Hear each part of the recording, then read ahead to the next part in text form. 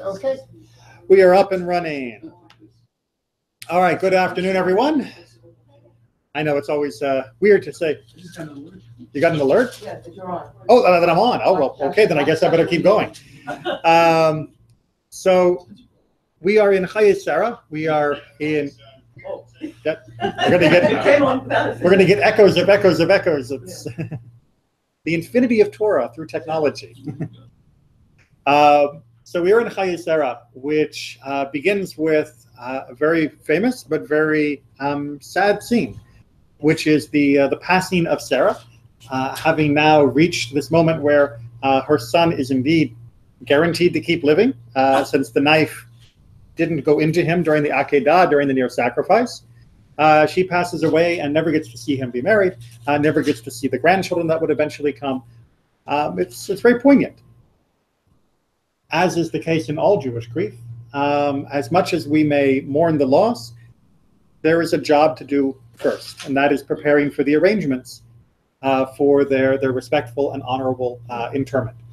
Right, it's called Chayei Sarah, the life of Sarah, and the first thing it says is the death of Sarah. Yes, although I also find it very interesting that it's called Chayei Sarah, even though the main person who dies in the Torah portion is Avraham. Avraham dies at the end of the Torah portion, but he doesn't get top billing. So you know, we have bookends in this particular Torah portion, with her dying at the beginning and him dying at the end. And entirely the life of Sarah. Yeah. Exactly, and this is a standard introduction of simply saying this is what her life was. So we're going to be focusing a little bit on the securing of the burial for her. It's one of the most interesting sections and one of the oddest sections, because the Torah doesn't waste words. I always remind my bar mitzvah students of that when they complain that their aliyah is too long. Honestly, the Torah doesn't waste words. We would have been much happier if God had spent twice as many words to explain some subjects, rather than the brief sentence or two that we get. But when it comes to the negotiations to purchase the cave of Machpelah, the place that Sarah will be interred, it goes on and on and on. And it seems like there's extraneous detail. So whenever there's extraneous detail, we immediately have to think there's meaningful detail. And that's what we're going to be delving into today. Bothered to give us so much information about this particular moment, rather than simply saying, she died, Abraham arranged with the locals to purchase a burial place, and then she was buried, and the story could move on. Why go through all of this middle ground? And that means we need to actually do some reading. So we are going to start right from the beginning of Chayei Sarah. So we're on page 127 in the Eitz Chaim, which is chapter 23, verse 1. Did they do that on purpose? Do what? They put it on page 127?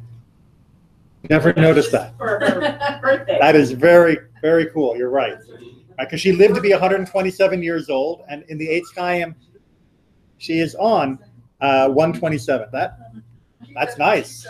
Yeah, that's I've never noticed that before. Yes. So unfortunately, the editors didn't consult with me, so I can't tell you whether they did that on purpose or not. But that is a lovely bit of serendipity if it was not intentional.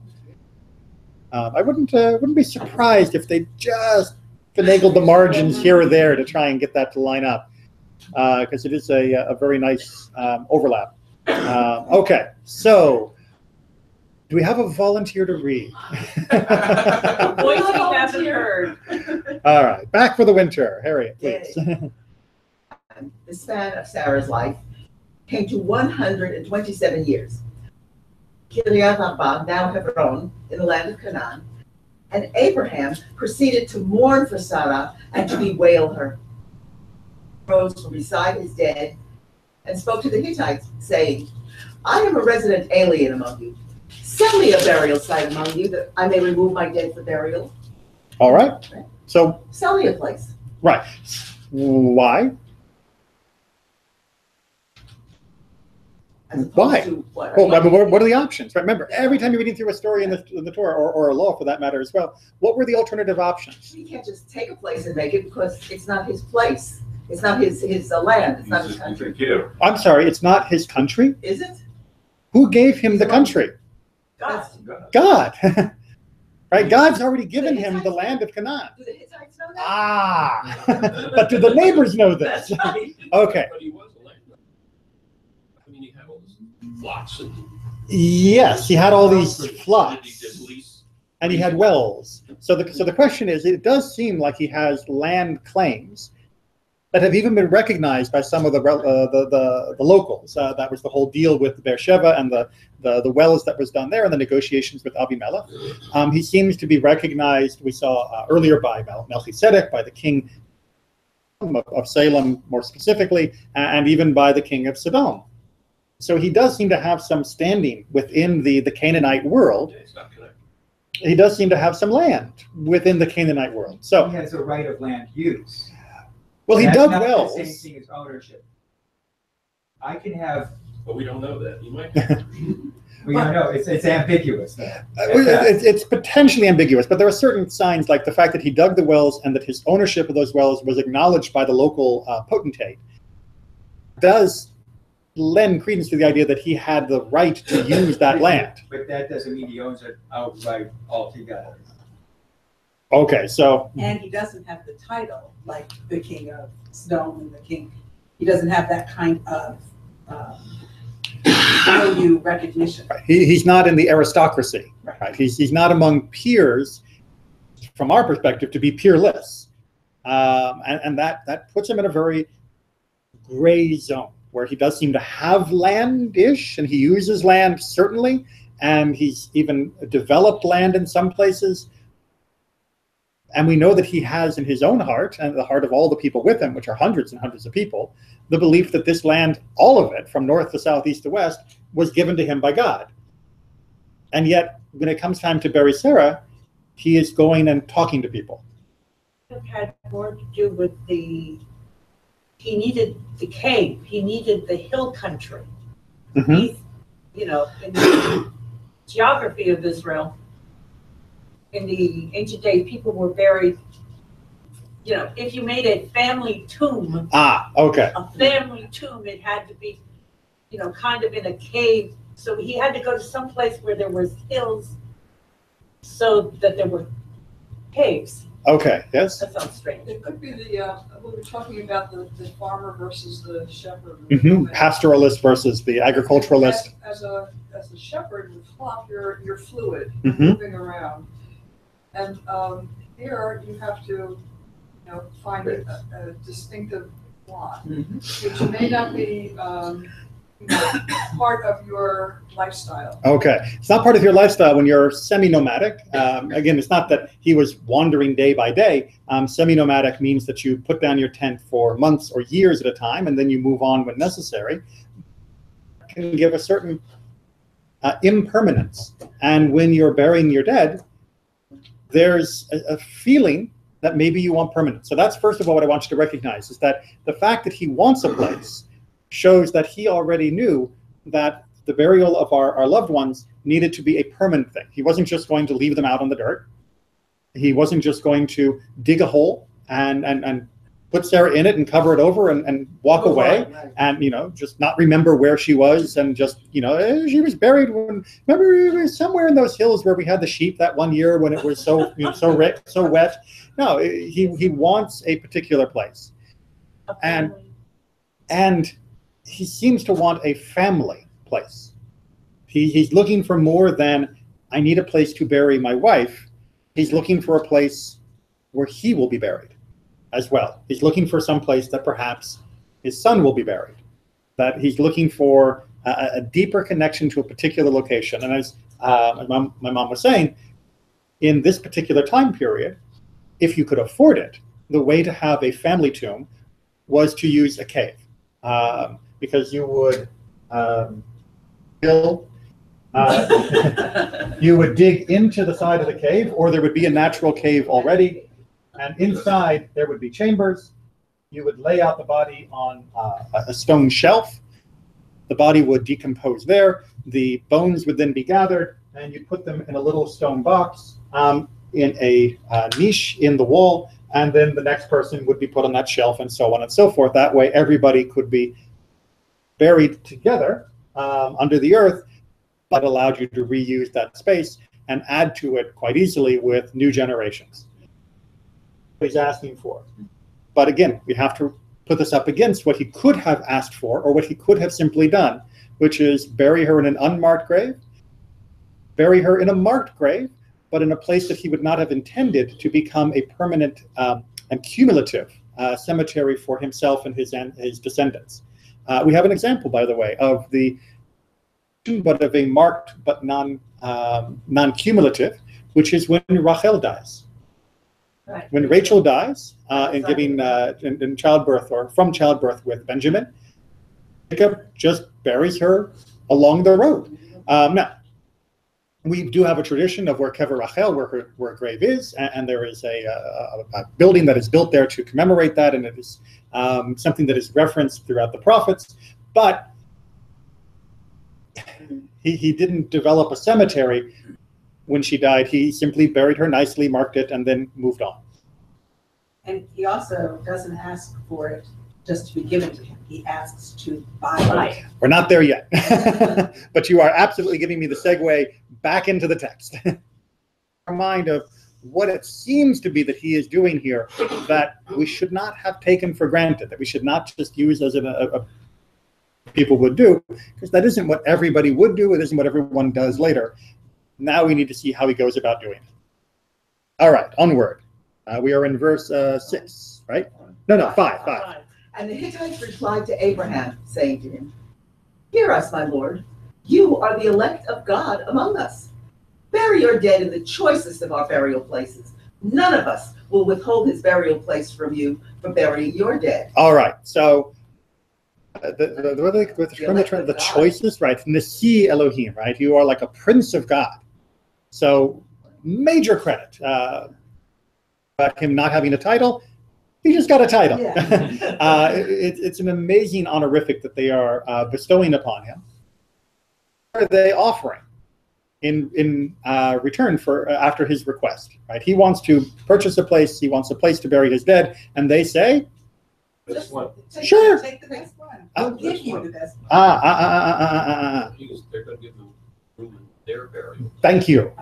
Okay, they're going to give you room in their family tomb, right? There's the whole, everybody's got, not everybody, you have to be a certain station in life, but lots of people have these tombs, and they're basically saying, sure, put her on the shelf. When her bones, are left, then you can gather them up and put her in a slot in the wall, and that's fine. We're cool with you burying your wife in one of our tombs. Are obviously this amazing guy, and yay, we're proud to let you bury your wife in one of our family tombs. That is an incredibly kind offer, and a very, very considerate offer, and a very compassionate offer. That they're not asking him, they're not saying, "Oh, well, would you like the super special burial package?" And immediately go into funeral home marketing. More than happy to give him for free an honor that they probably would not give to their own people. So it should not be undervalued and understated of how generous this offer is. However, Thereupon, Abraham bowed low to the people of the land, the Hittites, and he said to them, "If it is your wish that I remove my dead for burial, intercede for me with Ephron, son of Zohar. Let him sell me the cave of Machpelah that he owns, which is at the edge of his land. Let him sell it to me at the full price for a burial site in your midst." Okay, so Abraham says, "Thank you," and then doesn't say it, but implies, "No, thank you." Great, I'm so glad we are in agreement. Now help me buy this position. Which isn't what they just offered. Right? They just offered to let him bury in one of theirs, and he's saying, "Thank you so much. I would like to buy this one." Which is a very diplomatic way of saying, I don't want a spot in your tomb. Which might be rude if you were to say that outwardly. To just say, "No, your tomb isn't what I want, and thank you very much for your kind and incredibly generous offer that you wouldn't even give to your own people, let alone me, a stranger in your midst, but I don't want it." Instead, he just slides past it, and with all the bowing in front of all the nation, he is showing them proper respect he wants, which is to purchase that one. That cave right over there, which has not been used yet, apparently, but it's right along this field. He's spotted it. He's seen it. He wants that one to be the site where he will bury his family. And again, he is talking here where it says a burial site, right? And it's achuzat kaver, right? It's not just a grave, right? It is a burial holding, right? An achuzah is a holding. It's a land holding, literally coming from the word to grasp. So he's not just asking for a place to bury her. He is asking for a burial. It really seems that he's given thought to this way before. Yes. That his plan and his idea was to have this To establish this. Jewish cemetery. Right. Although, again, you can see his great humanity and so similar to us, even though he must have had something like this in mind because he already knows where he wants to purchase, he didn't do it until she died. You know, because like most of us, we put off the actual doings of these things until time forces us to do so. And so Avraham is showing a little bit of his humanity here, rather than just being the spiritual giant that we know him of. Even if he knew it, even if he had it already picked out, he didn't want to make the purchase until he had to. Yeah, exactly. It just only when it was forced upon him. All right, so let's get to the negotiation. Ephron was present among the Hittites. So Ephron the Hittite answered Abraham in the hearing of all of the Hittites, all who entered the gates of his town, saying, "No, I give you the field, and I give you the cave that is in it. In the presence of my people, bury your dead." Okay, so there's a little bit of an aside. It's not even clear whether Ephron is actually a Hittite or whether he's simply among the Hittites. But let's get to the meat of the matter, which is he's just given him a gift. Right? No charge. And notice the setting, right? The setting is in front of all the people and in the gate of the town. This is where you make your public transactions so that everybody knows what happened. So no one can say, I didn't hear that Ephron had sold it. It's everybody will now know what's going on. But Ephron's apparently not going to sell it. He's going to give it to him as a gift. Good? It's very nice of him. But very nice, but he's Well, not. well, No? yeah. Well, let's go ahead and And Abraham bowed low before the people of the land notice, not Ephron specifically, but the people of the land. and spoke to Ephron in the hearing of the people of the land. Wow, that seems to be really, really put forward multiple times. We may have to come back to that. Very public. It's like Very putting it on public. television. You're Yes. not really telling him that. Hear me out. Let me pay the price of the land. Accept it from me that I might bury my dead there. Hey, Please, let me you go to the pay car dealer and say, I need a car, and the car dealer says, sure, pick one. No, I want to buy it. Are you stupid? I mean, are you ungrateful? Is this, what in the world is wrong with you? Why would you demand this? Is that a hand possibly, or? Well, I mean, I would say you want the title to the property. You want, I own it, not someday someone comes by and says, it's not yours. Not someday, someone comes by, clear title, right? All of us might have the same feeling. Imagine if someone said, oh, you can have this house, right? Yeah. And you can have it, and don't worry, I'll take care of the paperwork, and it'll transfer the title to your name. Yes, thank you. But I would really like to actually see all the paperwork done. And in this particular case, the paperwork, in quotes, for doing an exchange of title is payment. Well, what you said about the paperwork of the house made sense to me because 10 years later, you're in court. Uh-huh. And the judge says to you, well, where's your proof that you own the house? Right. Well, he just gave it to me. Are you kidding me? Who gives a house? Right, who gives a house? I'm sorry, you must have misunderstood. This is not the case. So I Exactly. see what you're saying. Years later, He said he was only letting you stay there, right? So clearly now, if Ron or his descendants doesn't, your children or your grandchildren to be buried here, it's their tomb, right? They have the right to say no. It was only an arrangement. It wasn't a sale. So it appears that Abraham is really settling, or not settling for a gift. He wants this to be undeniably, undisputably his own possession, and the possession, therefore, of his family. So let's finish up the negotiations. and Ephron replied to Abraham, saying to him, hear me, a piece of land worth 400 shekels of silver. What is that between you and me? Go and bury your dead. Right. So anyone, what's that? It's kind of pushing the offer. Like casually mentioning the price. Yes. Right. Really? You think I would be bothered by giving you a piece of property that's worth 400 shekels? No, take it. And thank you for happening to mention the price while mentioning that you were giving it to me, which of course was your way of telling me what the price actually is. And Abraham picks up on the clue. Notice, by the way, the constant motif of hear me, listen to me. Within the hearing, there's a lot of listening throughout all of this, except not really a lot of listening. A lot of hearing, but not listening. They're talking past each other, or maybe they really are hearing each other. It's just our modern sensibilities don't pick up on the subtext. That's right. They're hearing the subtext, the underneath. Yes. Right. Abraham accepted Ephraim's terms. Those were terms. It may have sounded like an offer, but those were terms. Abraham paid out to Ephraim the money that he had named in the hearing of the Hittites, 400 shekels of silver at the going merchant's rate. Right. Okay. So, dude, we really need to know that this is like, the currency backed with a full faith and credit of the United States government. I mean, is that what you write in everything? I mean, if you want to make an undisputable, undeniable claim to something, then A, you have to make sure that everyone knows that the money you paid was real money, and it was the real amount of money, and not like, oh, well, I bet he didn't even pay in the proper shekels. He paid in the discount shekels. Therefore, he didn't pay the full amount. Why doesn't he haggle? I mean, everybody haggles. That's what you do. But he doesn't haggle like even a shekel. And one of the suggestions is he doesn't haggle because as soon as you haggle, perhaps it can be impugned that you were trying to cheat the other person.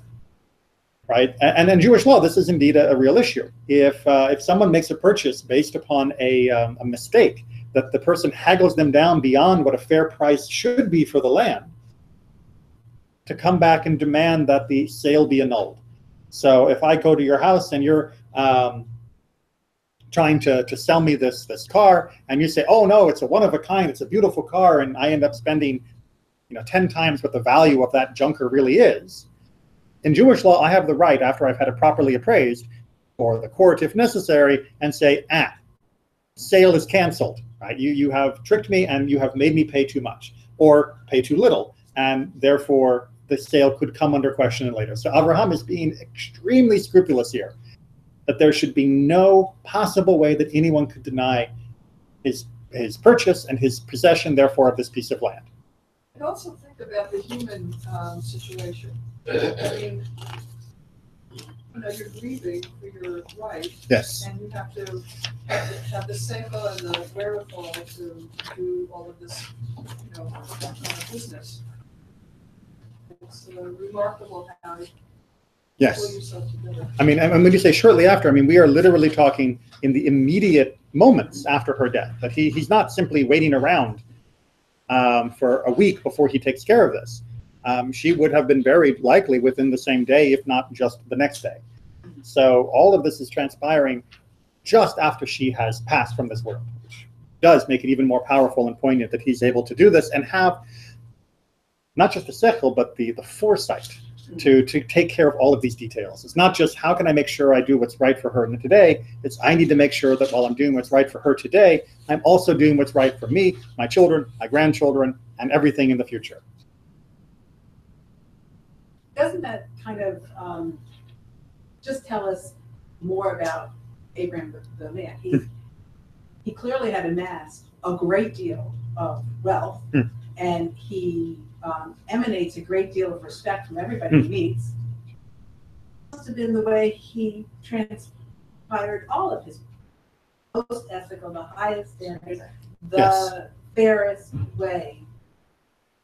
Like that, or perhaps because of it, he prospered. Right? It's not nice guys finish last. No. Right. I think it's not despite that. I think it's and he prospered right. Because he was so forward thinking and so fair. Absolutely. Yeah, you're right. His character really does shine through in what looks like a very odd property negotiation. It's showing us much more about this person than we might have thought if you were just listening to someone haggling over the price of a piece of land. And okay. And it also, I think, goes to his deep love for for Sarah, in that, you know, Jacob professed great love for Rachel and buries her along the side of the road. Yes. Keeps going. Which the Midrash comes back as being one of the possible breaches between him and Joseph.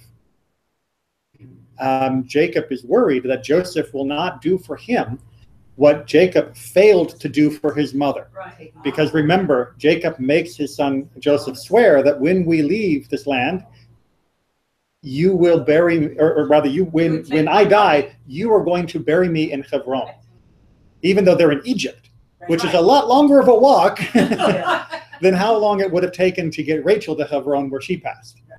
That means they carried around Jacob for 40 years. No. They buried him immediately after he died. They carried Joseph. I mean, Joseph they kept while the people were slaves and then carried him out.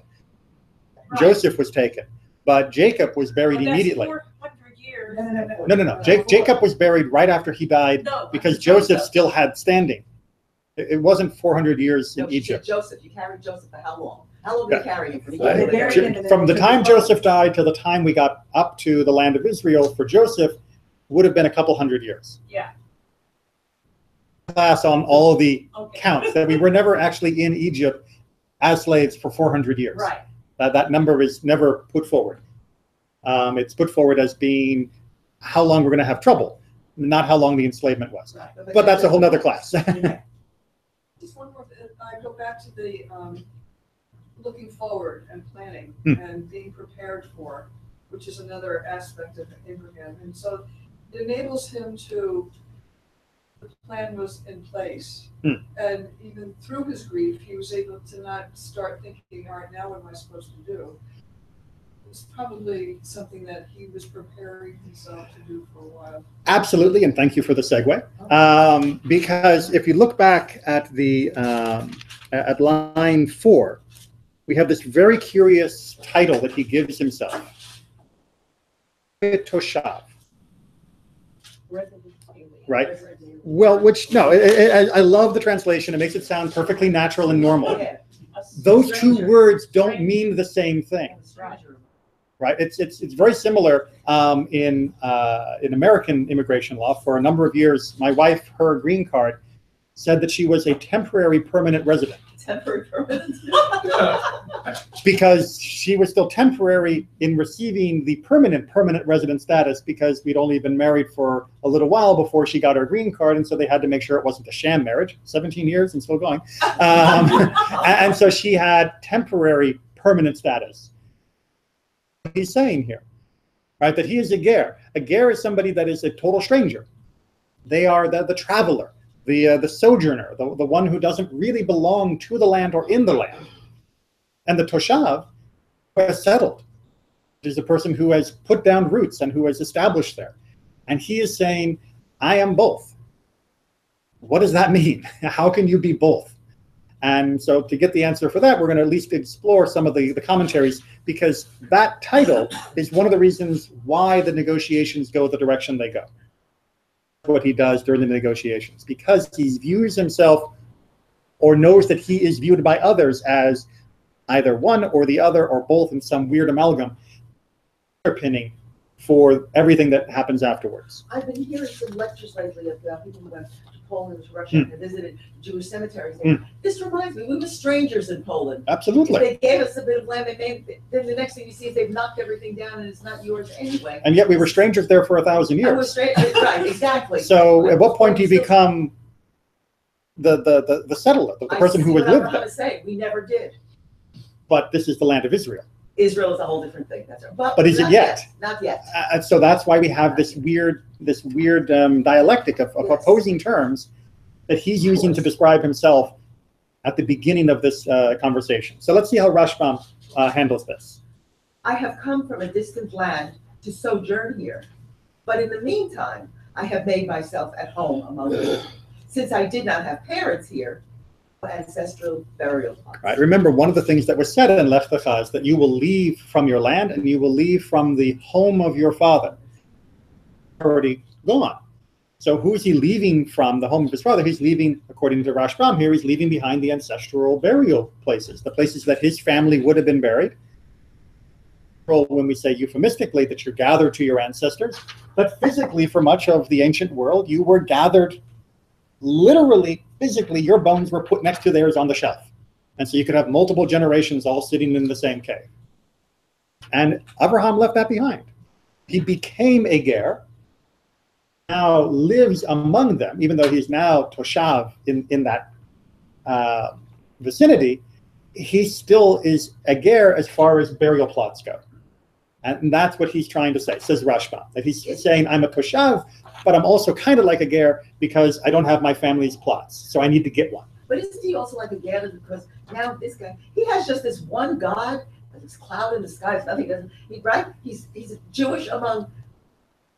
Indeed. I didn't go down that road, but many of the commentators bring up exactly that point, that although he lived among them, which is the next phrase where he even says, you know, Anochi imachem, I am among you. He's not them. I'm not you, right? I am toshav, but I'm also a ger because you guys are a little wacko jacko with all your idols and everything.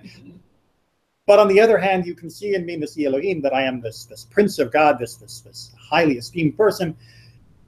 We have a complicated relationship, I think is what Facebook would say, about him and the Canaanites. Yes. And because of that complicated relationship, he's not 100% sure what his standing is going to be.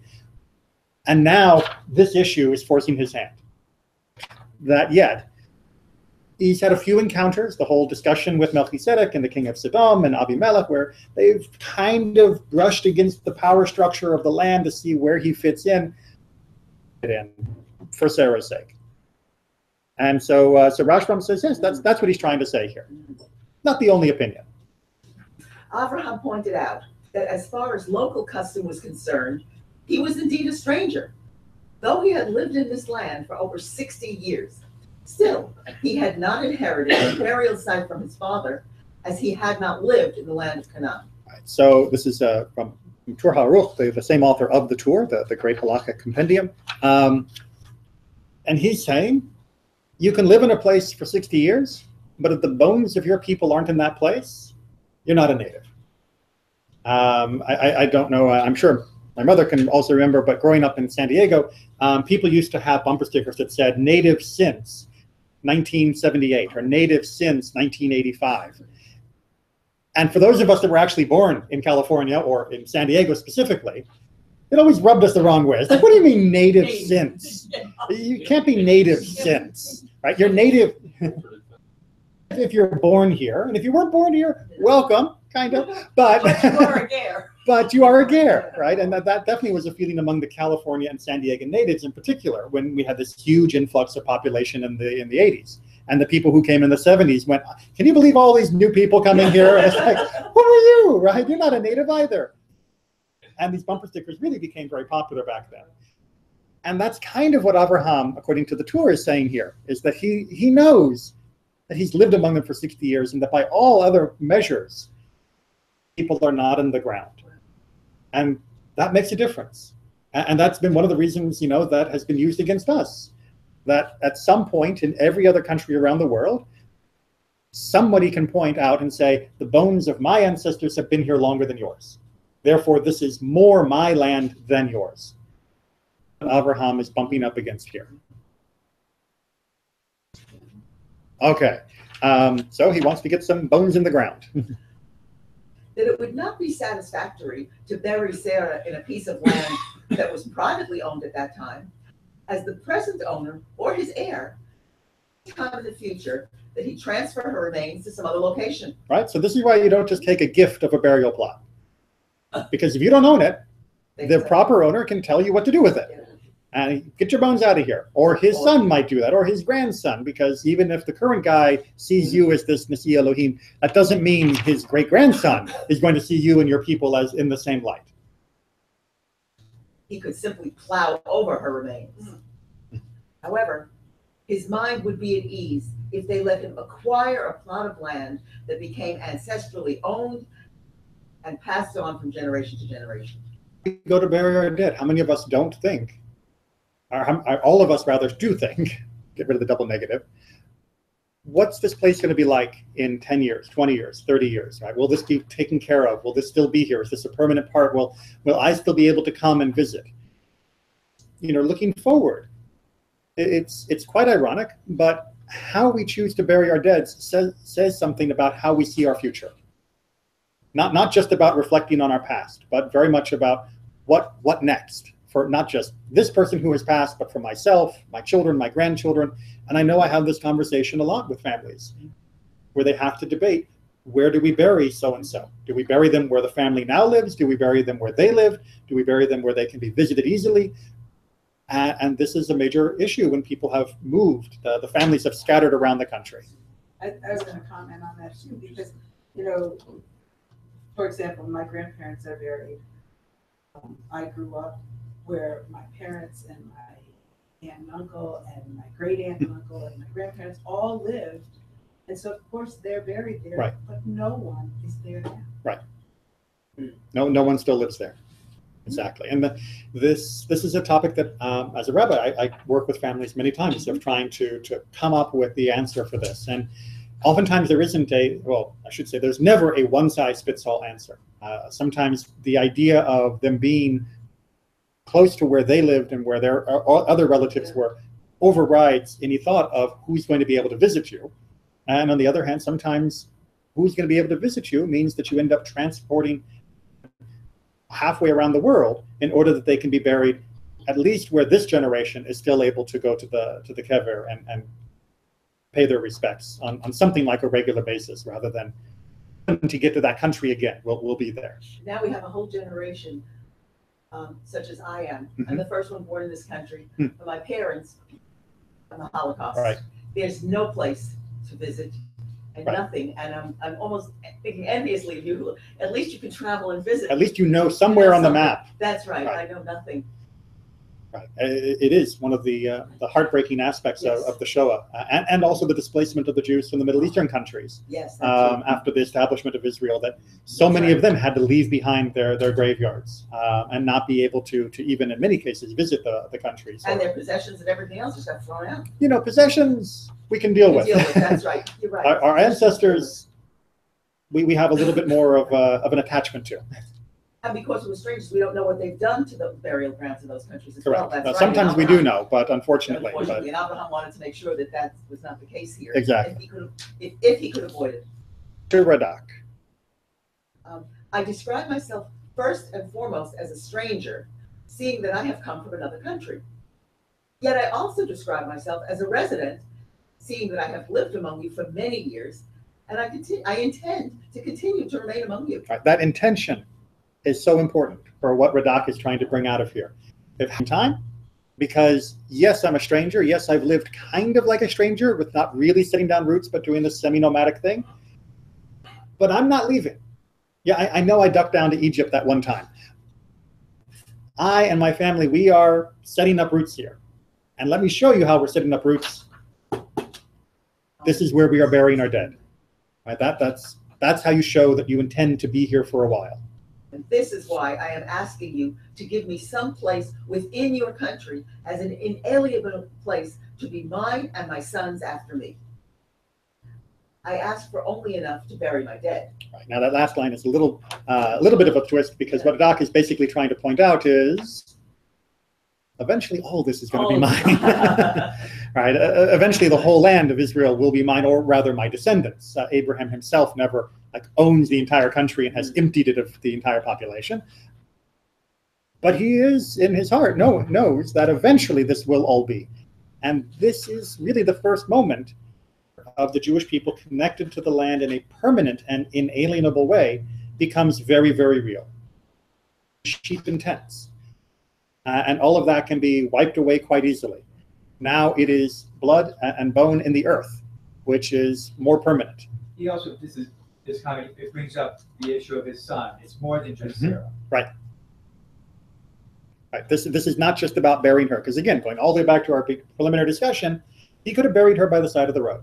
There are many lovely places in the land of Israel to just simply dig a hole, bury her respectfully, cover it over, even leave a marker, and move on. And indeed, that's what nomads would have been doing during this time period. They were not building burial chambers like this for just burying their random dead.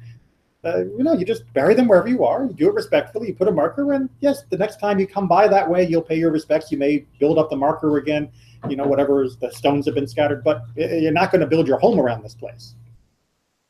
The idea that, Abraham is the first, and you have to have such a commitment to what you're doing, so that here we are, recipients of what pushed forward. Right. And so you see that, when the community establishes for the first thrust, basically is buy property and have a cemetery. That's right. And so we can see how, he did the right thing.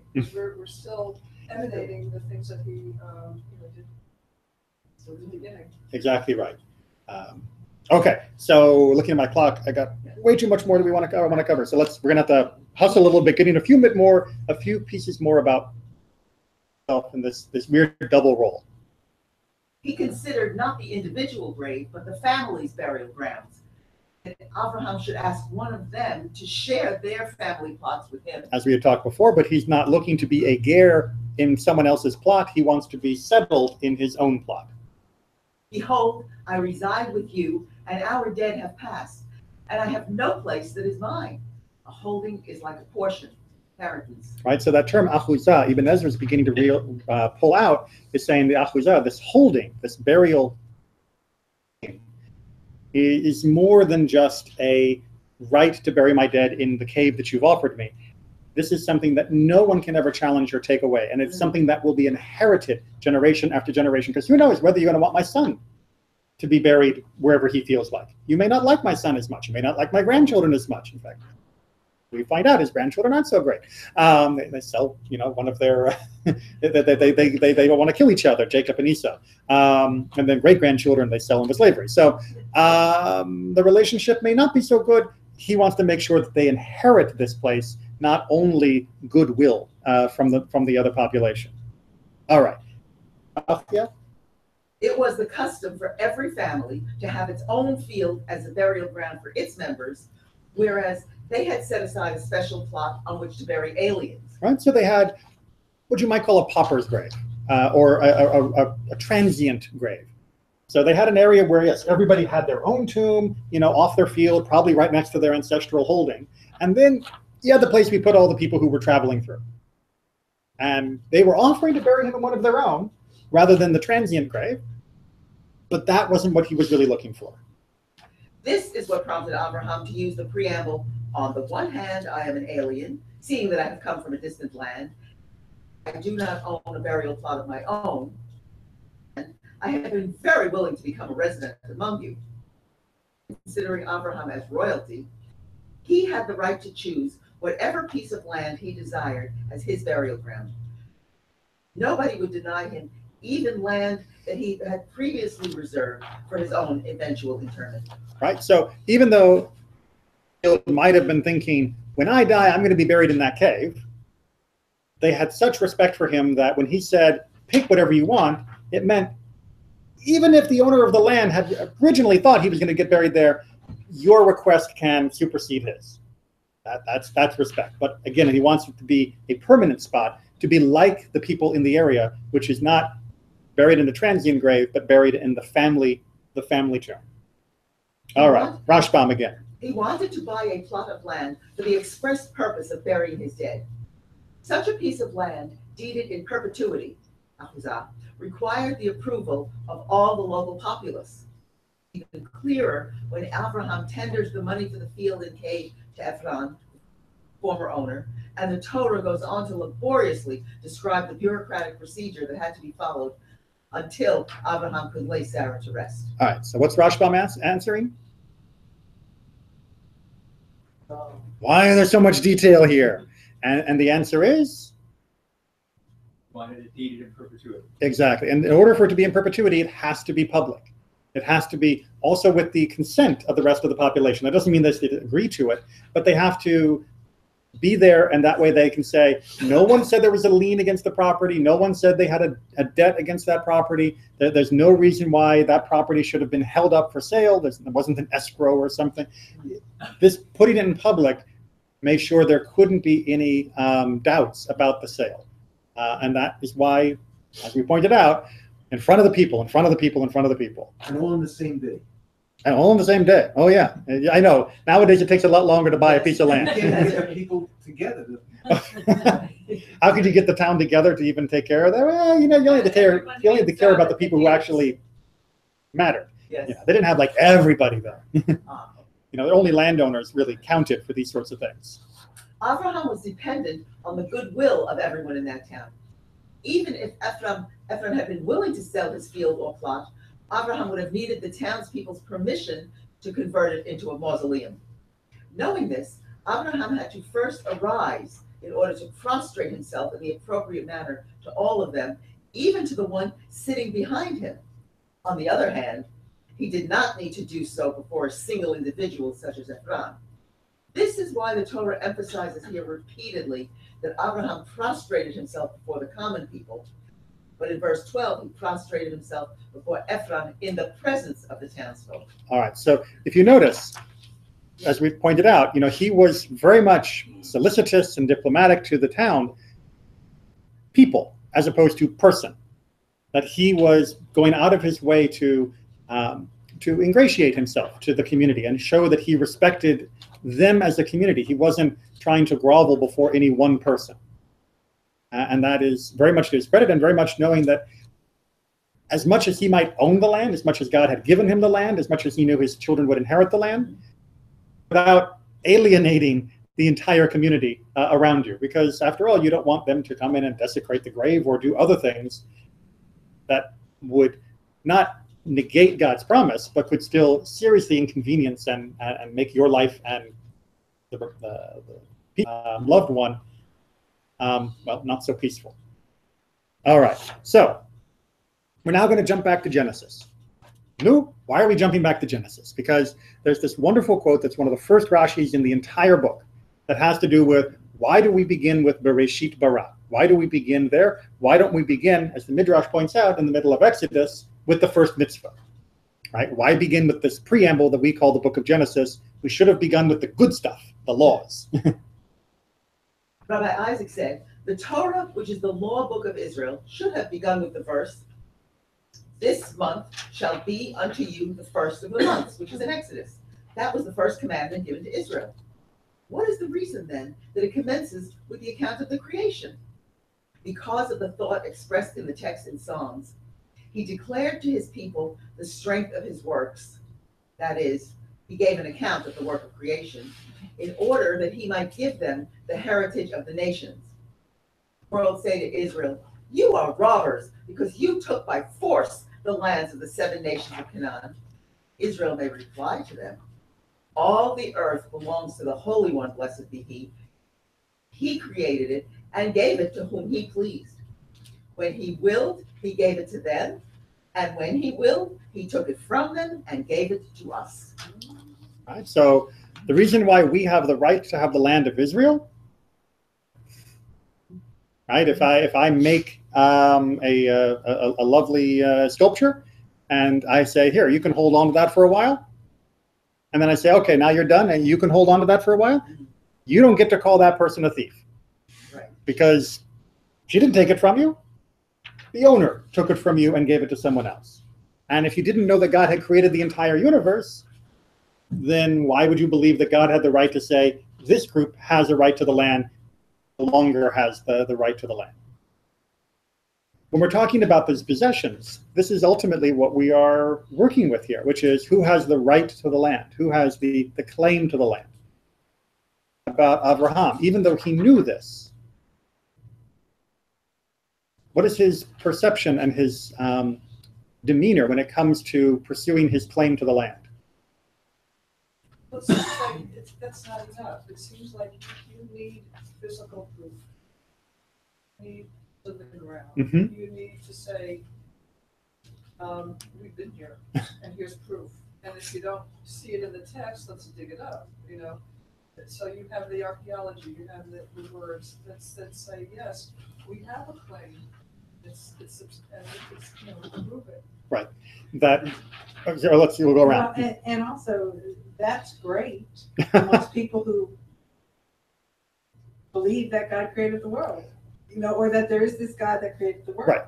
but he's dealing with people who Believe this, that, and God and the other person exactly. did some fight and ended up making the world. So he knows the truth, but he needs to live in the world amongst people who don't.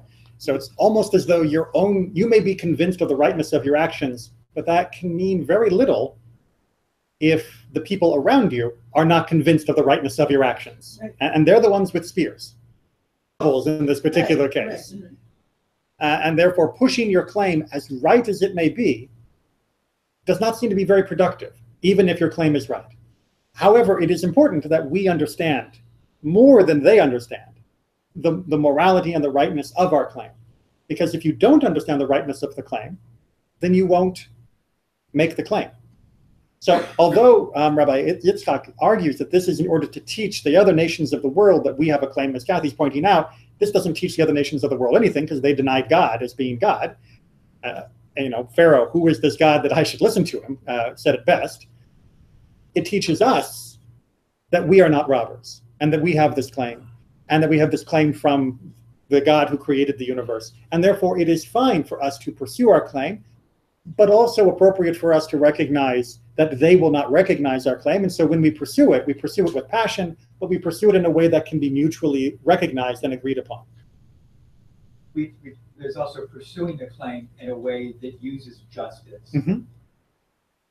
You have this gift, but you have work to do to get this gift. Right. Work in a way that's just and fair, and then it'll all come together. So that the covenant is there, but there's work that you have to do in a way that's just. And that way is built into the claim to the land itself. Of why God was taking the land away from the people who were living in Canaan? Basic. Because these people were not just. The Sodom and Gomorrah story is the primary example of this. Right? These people are not just. That is why God is taking it away. It won't be gone overnight, right? The iniquity of the Amorite is incomplete. That this is going to continue to get worse before it gets better. And that Israel, when we are in the wilderness and coming back, what does God repeatedly tell us? Follow my commandments so that in the land that I promised to your ancestors. Right? It's not it is a categorical claim that you will have the right to the land, but our comfort and ability to thrive in the land will be contingent upon our pursuit of justice, which is why when the destruction of Sodom and Gomorrah is happening, God is so careful to involve Abraham in the discussion, because it is by justice that his descendants will truly inherit and keep hold of the land. Vomits out iniquity. That pushes out those that are not living well according to the law. And so Abraham, even though he's a warrior, even though he went off and rescued Lot and the whole baggage train and all that thing, he does not use the ways of force and might to take his claim. He uses honest, open discussion and purchasing it in the way that can completely legitimize it in the eyes of everybody involved, so that no one would believe that this land had been taken unjustly. But really, this was the same template followed, and the Chalutzim followed. Were you looking further down the page? Oh, no, but I mean, and the Rothschilds financed to buy the land as Israel as Right. the Chalutzim came, and we had legal on and on and on till the partition vote in November. We were looking for this public. Right. Everybody agrees, or at least the majority agrees. And hold on to that thought, because it's going to get a really interesting parallel in just a couple paragraphs. Don't look. Okay. We got to get to 4.0 first. Okay. Persuade Ephron so that he will sell me this cave, even though it is not an agreeable thing for a highly placed person to sell any portion of his land holdings. We know this from the vote from Kings. The vote had been aghast at the suggestion of selling his vineyard to the king. His precise words were, "Far be it from me to give you any part of my ancestral heritage." Right, and once we have the land, we hold on. Right, that's the achuzah. That's the holding, the grasping of holding onto this land. Even if the king wants it. Even if the king wants it, it's still mine. This is, I may be poor and you may be the king, but this is mine. This is my inheritance. This is what my ancestors have left me. and I will hold on to this forever, no matter what you offer me as a price. And we've heard stories after story of somebody who has their homestead, their family home, and they want to develop the property, and they won't sell. It's on the front page. This is that lady at Oh, was this a... that wouldn't sell her condo. Right. And they built that all around her. Yep, they just don't want to sell. I think it was actually the core of the movie Up, which has one of the most poignant first 15 minutes ever. So Sforno is saying that once we have the land, we get it, and that means we understand, want to sell it, right? Because Ephron, even selling it to Abraham, and even for this exorbitant price, he might still not want to sell his holding, right? At least part of his holding. And no one wants to give up any part of their ancestral holding. So Avram is leaning on the Hittites to lean on Ephron to actually make him agree to it. He's not asking them to fix the price, but at least make him agreeable to giving me a piece. Because if you don't make space for me, I will have no place to grow from. And that gets a really interesting parallel. The entire debate here between Ephron and Abraham in a very modern occurrence. This is taken from the diary of the Montefiores, who, along with the name Rothschild, were some of the people who bought land in the land of Israel. And in this particular land that we're talking about in their diary was the land just outside the walls of Jerusalem, and it was the first Jewish settlement in Jerusalem. In that, exactly, in the vicinity of Jerusalem. And this became what would eventually grow into what we call the new city of Jerusalem.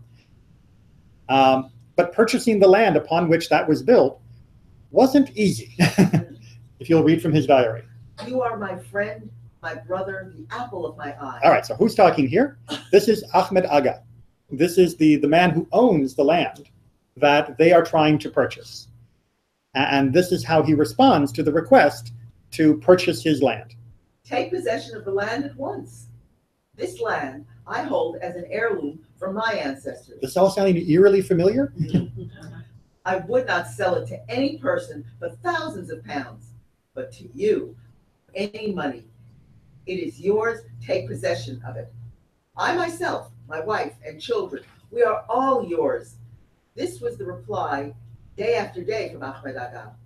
The purchase money was counted and the contract of the sale read aloud and witnessed by all present. Right, they went to the county seat and they had this big public affair where the purchase was finally done. Sound familiar? Yeah. Yeah. Right, but sound the words of Mr. Aga sound familiar, right? Yes. 3,000 years later, this is the same feeling about land, of having this feeling this is my ancestral land and I would never sell it, because how could I sell my ancestral holding? But I would give it, right? Because I could gift you something, but I couldn't sell it. Ephron perhaps is seen in a different light here. That he doesn't want to sell his ancestral holding, but he would be happy to give it. But Abraham doesn't want to gift because he knows that can make it possibly denied. And so they come to a compromise, which is you say you're giving it to me, I will count out the money in public, and you will take the money. Therefore, you didn't sell it, you gave it to me, and I just happened to provide a really nice compensation. In this particular case, it was like £1,000 that the Montefiores paid for the land, which was about what he said it was worth. And that way in public, everyone will see that this land has transferred to me. And you can say it transferred by gift. I will say it transferred by cash, but everyone will agree it transferred. And that way, we are all happy. If only. We didn't quite end up with a happy ending in either case, but we did end up with progress and moving forward. And once again, you know, seeing this actually move forward? Of course we have. Arguing over from the middle of the 1800s to where we are now. Oh, absolutely, we've moved forward. I mean, the Montefiore, the deal. I'm trying to remember the date. It was like 1850 something. Yeah. So this was very early in the Zionist building process, and it was. I'm talking about Machpelah. Oh, you mean Hebron itself and the Machpelah? Yes, that. Moving forward in the sense that there hasn't been a major terrorist attack at the cave itself, that's bonus. That's bonus. Moving forward in the sense that Jews and Arabs are allowed to pray, given that Abraham is the father of both. That's. Would it be nice if it could be without the massive armed guard presence and without the entire city being like a war zone?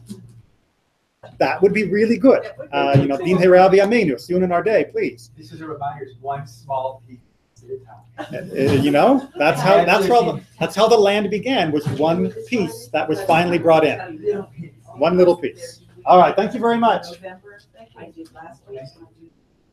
And they're doing